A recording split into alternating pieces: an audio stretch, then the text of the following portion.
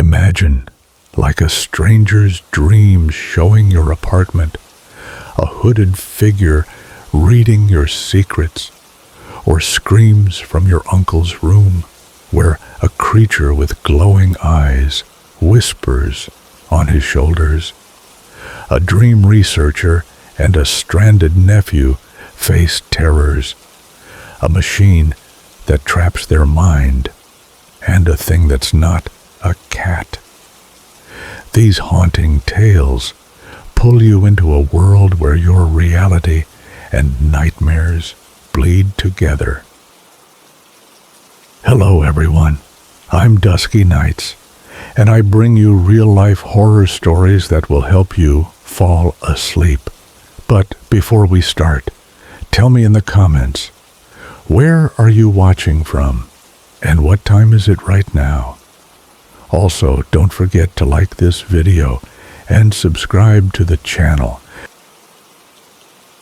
I'm trapped in a nightmare I can't wake from, and I'm not sure I'm even me anymore. 3 months ago, I took a job recording dreams, watching people's minds spill onto screens. Now, those dreams show my life, my secrets, and a man who knows too much. I'm writing this to warn you, to beg for help, because the line between dreaming and reality is gone, and something's watching me from inside my own head. The job came out of nowhere, an email from a company I'd never heard of. No interview, just dream research assistant, night work, high pay, must stay quiet. I was broke, behind on rent, scraping by on delivery apps and gas station shifts. It sounded too good to be true, but I clicked the link. 2 days later, I stood in a warehouse on the edge of town signing a non-disclosure agreement that felt like a deal with the devil. No sharing details about the work, equipment, or subjects. Breaches face legal and other consequences. I signed desperate. I regret it every day.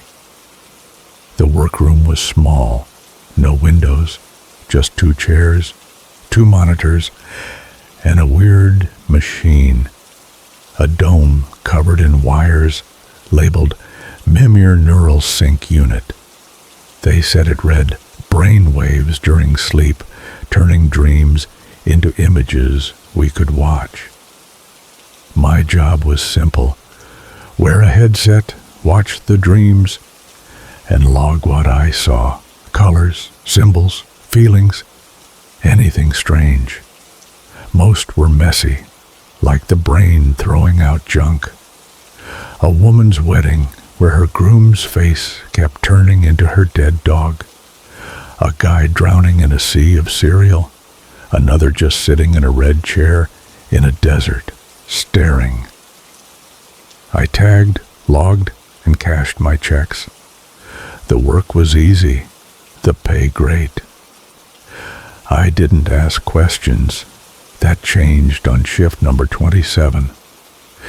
The dream started with a man in a dark hoodie walking down a white hallway, fluorescent lights buzzing.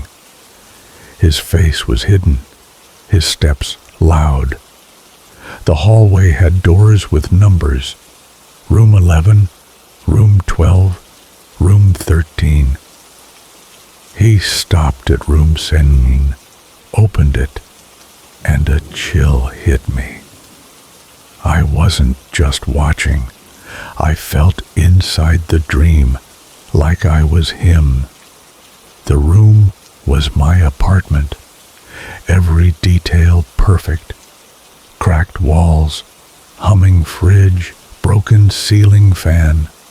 My desk with my locked journal. My photo with my sister at the carnival was there. The scratch on the window frame. He opened my journal, and one line filled every page in shaky letters. They are watching you too. I tore off the headset, slammed the emergency button. First time I'd used it. No one came. My heart raced. My hands shook. The next day, I cornered Dirk Calder, the head researcher, in her office. What was that dream? I demanded. That was my apartment, my journal, whose idea 616T. She stared, cold, and said, "You were told not to ask questions." I pushed. "That's me, isn't it? You're watching me." She smiled, too calm.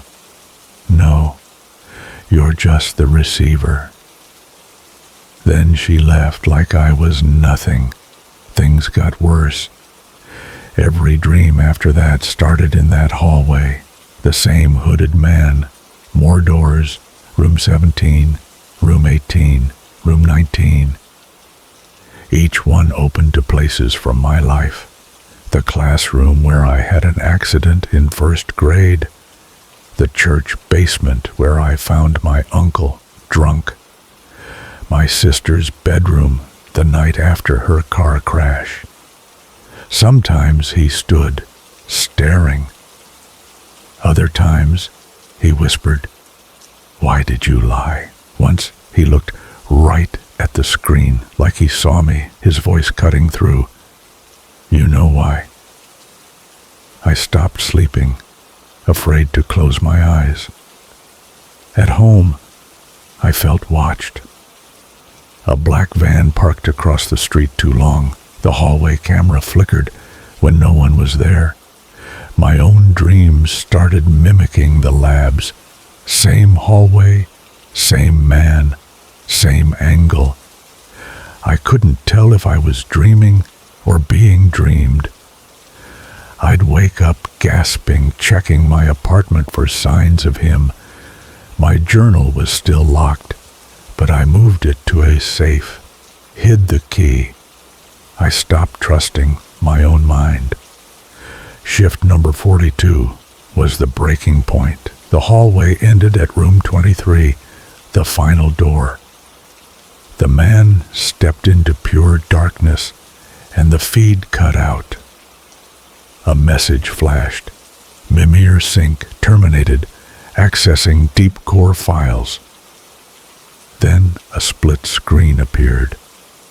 Left side, the break room, me eating lunch 20 minutes ago. Right side, old grainy footage of me, younger, sleeping, electrodes on my head. A voice off camera whispered, "You're going to forget this. It's better if you forget." I ripped off the headset, ran for the exit, but the door was gone, in its place a white hallway, just like the dreams with numbered doors. Room 1, room 2, room 3. I stumbled back, heart pounding, and locked myself in the workroom. No one answered my calls. No one came. I don't know how long I've been here. Days, weeks. Some mornings I wake in my bed thinking I'm free. But then I see the hooded man across the street, or my phone plays a video of my dream from the night before, unprompted. I'm not sure the job was real, or if I ever left the warehouse. Maybe I never applied. Maybe I was always theirs. My apartment's no safe haven.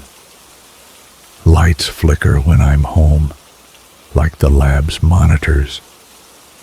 My coffee cup moves an inch overnight. A spoon I left in the drawer ends up in the sink, wet. Last week I found my journal on my desk unlocked, though the key was still in the safe. The same line was written inside. "They are watching you too." I burned the page, but the words are in my head, looping. I've set traps, tape on doors, flour on the floor, but they're always broken, smudged by something I can't see. I don't leave anymore, get groceries delivered, keep curtains shut. But it's not enough. I hear him now, not just in dreams. Footsteps in the hallway when I'm alone, too heavy for my neighbors. A whisper from the vents. Why did you lie? My phone's acting up, turning on at night, showing static or worse. Me, sleeping, filmed from above. I've searched for cameras, torn apart walls, found nothing, but the dreams keep coming, sharper, realer. In one, the man stood in my room holding my journal, reading it aloud while I slept. I woke up screaming, checked the safe. It was still locked, but I don't trust it anymore. I tried to quit, emailed her, called the warehouse. No response, number disconnected. I looked up Mimir online. Nothing. Like it doesn't exist. The company's website is gone. The email domain dead.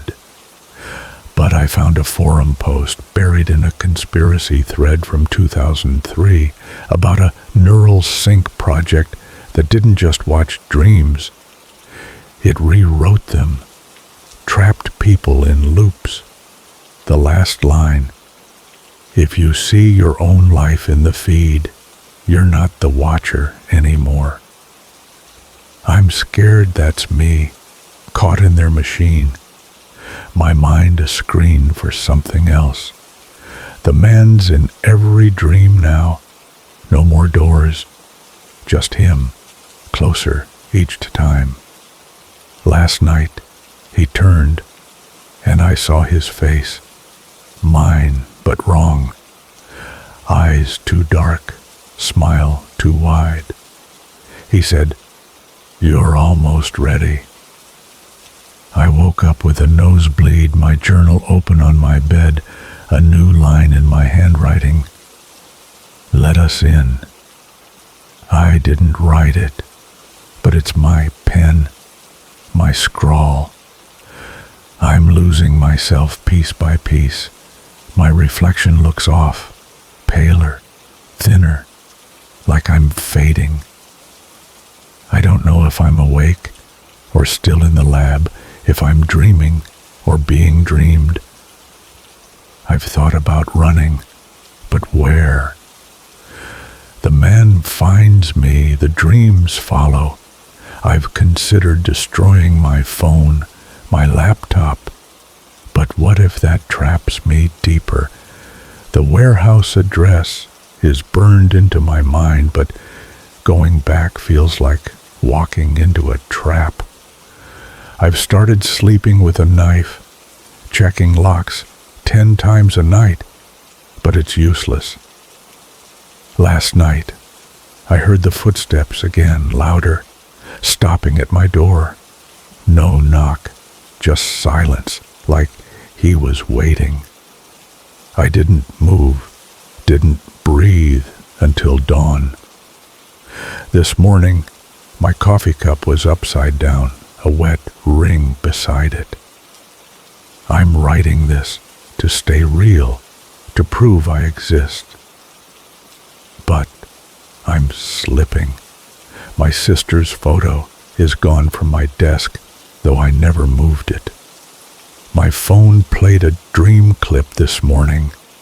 Me, in that hallway, opening room 23, darkness swallowing me. I didn't record it, didn't dream it, but there it was. The man's voice is in my head now, not just at night. You're almost ready. I don't know what ready means, but I feel it. A pull, like something's hollowing me out, making room. If you're reading this, check your dreams. Do they feel too real, too familiar? Do you see a man in a hoodie, a hallway with doors? If you do, run. Don't take the job. Don't sign the papers. I just wanted a paycheck, but I got a cage, a front row seat to my own unraveling. I'm not sure I'm awake, not sure I'm me. If this reaches you, ask yourself, when did you last really wake up? Because I think I'm still dreaming, and the man's coming for me next. I'm still shaking from what I saw at my Uncle Hank's house. A night that was supposed to be a quick stay turned into a nightmare I can't unsee. His rants about conspiracies were bad enough, but what I found in his room, what was on his shoulders, changed everything. I'm writing this to make sense of it, to warn you, because that thing wasn't human, and it's still out there, watching me. Uncle Hank's always been the family oddball, showing up at Thanksgiving in his trucker hat and faded jeans, ranting about fake moon landings and government plots. Those sky streaks are poison, he'd say, waving a turkey leg. They're controlling us. We'd steer him off with small talk, his boat, his hip, his retirement. But a few Thanksgivings ago, he went too far. Drunk, he screamed about a new virus wiping out 70% of us, making Grandma cry, still raw from Grandpa's death. Dad snapped, dragged him out, and slammed the door. I barely saw Hank after that, until last month, when my girlfriend Vanessa and I got stranded near his place. We were driving south to check out Vanessa's new university for her master's program. Proud of her, I was happy to tag along, but our GPS died on a dark, forested back road. The car shook hard, smoke pouring from the hood. It was freezing, the kind of cold that sticks to your skin. Vanessa held her phone's light while I checked under the hood. Nothing obvious was wrong. The tow company couldn't come until morning, leaving us stuck. Know anyone nearby? Vanessa asked, shivering. I hesitated, then sighed. Yeah, Uncle Hank. An hour later, his truck rumbled up, cowboy boots hitting the gravel. What's the mess here? He grinned. I introduced Vanessa, and he gave me a bone-crushing hug, then shook her hand. Thanks for the save, she said. He waved it off. Family helps family. He couldn't fix the car either, so he offered his place for the night. I'll drive you to the shop tomorrow, he said. We grabbed our bags, left the keys in the car, and climbed into his truck, grateful but uneasy. 5 minutes into the drive, Hank cleared his throat. Where'd you two meet? University, I said. He leaned toward Vanessa, eyes glinting. Universities brainwash you. Lizard people run them. She blinked. Lizard people. They rule everything, he said, dead serious. She nodded, uncomfortable. And I jumped in. How's your boat, Uncle Hank? He rambled about it breaking down, and I relaxed, thinking I'd dodged his crazy talk. His house was a small, lonely shack, miles from anything. Come in, he said, holding the door. Don't break stuff, or I'll kill you. Vanessa and I froze at the joke, but he laughed. Kidding. Guest rooms down the hall, bathrooms there, my room's around the corner. Hear weird noises? Don't come looking. We exchanged a look. What was that supposed to mean? He pointed us to the guest room and vanished, saying good night. Vanessa headed to the bathroom to get ready for bed, and I stashed our bags in the closet. Hank popped in, whispering, "Psst, Tommy, your girlfriend. She a flat earther?" I stared, confused. "Does she think the earth's round or flat?" He pressed, hands slicing the air. "I'll ask her," I mumbled, weirded out. He just stood there, staring, until the shower started running. "Better hit the hay," he said, knocking the doorframe. "If you hear noises, don't come knocking." The repeat of that warning sent a chill through me, but I brushed it off. One night, I told myself, we'd be gone by morning. I climbed into bed with Vanessa, both of us dressed, holding hands as I drifted off. Hours later, she shook me awake. "Tom!" Her voice was sharp, scared. "It's your uncle." A moan echoed from the hall, raw and desperate, like someone in agony. I sat up, heart racing, as another scream ripped through the house, like he was being torn apart. "What's that?" Vanessa whispered, eyes wide. "I don't know," I said, scrambling to the door. Another groan, louder, followed by a sobbing gasp. "Is he okay?" she asked. "He told us to stay put," I said, but the screams grew worse, gut-wrenching, like he was dying. "Do something," Vanessa begged. I ran to his bedroom door, pounding. "Uncle Hank? What's going on?" A wail answered. "Help me." "God, no." I twisted the knob. Locked. "I'm coming in," I shouted, slamming my shoulder into the door. Once, twice, it splintered open. The room was dark, moonlight barely creeping through the window. Hank sat on the bed, gasping, head bowed. On his shoulders was something small, bulldog-sized, whispering in his ear.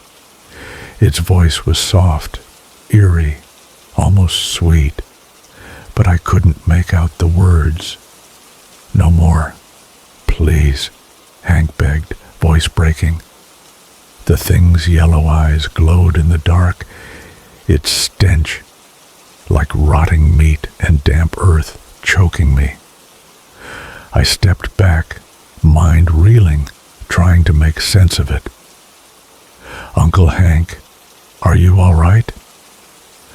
The words slipped out, a reflex. He turned, eyes cold, voice like ice. "I told you not to come in." "I'm sorry," I stammered, backing away. He lunged, grabbing my arm, slapping a sweaty hand over my mouth, pinning me to the wall.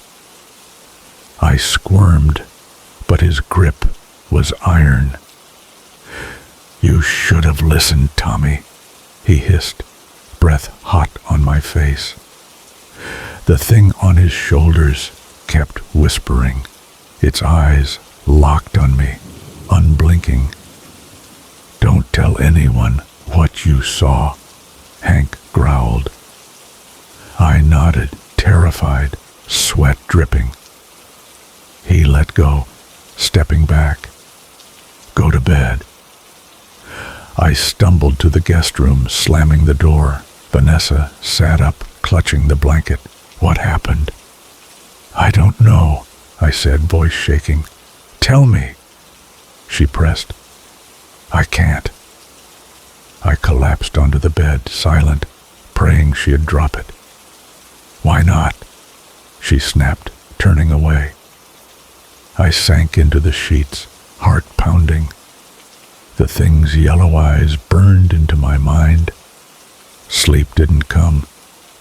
I lay there, listening for more screams, smelling that awful stench, feeling those eyes watching.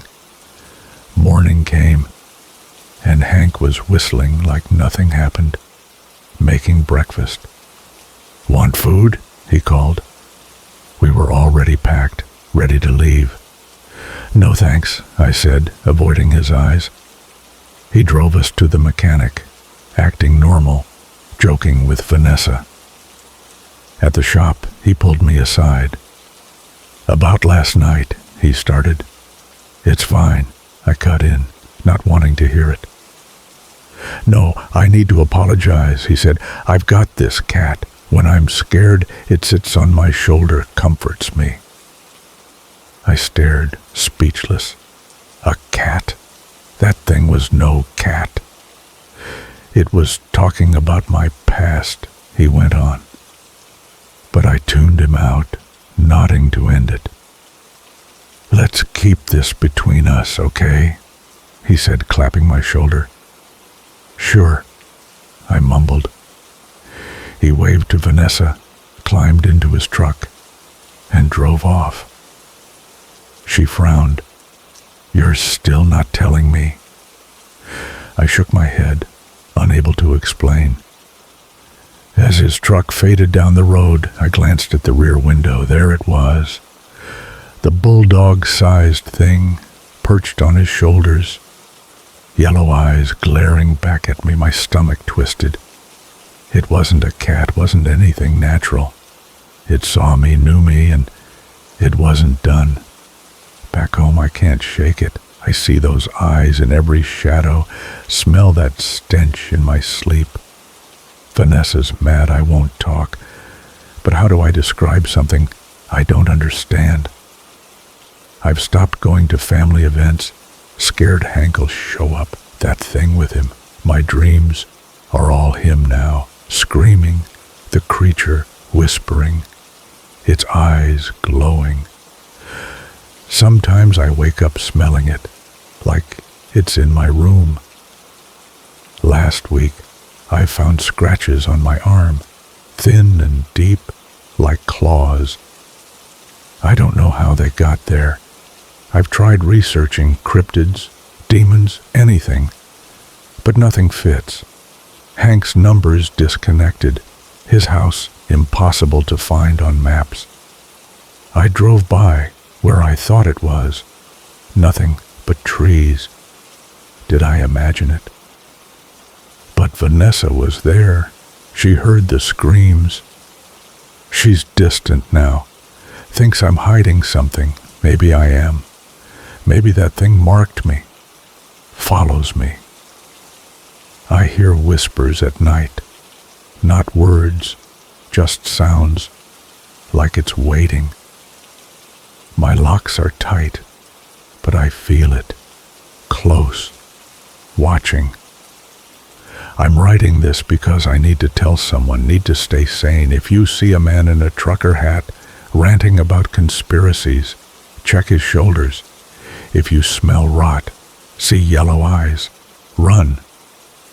I don't know what it is, but it's not just with Hank. Last night I saw a shadow outside my window, small, hunched, eyes glinting. It didn't move, just stared. I haven't slept since. I'm scared it's not done with me, that it's coming. If you know what this is, help me, please, before it's too late.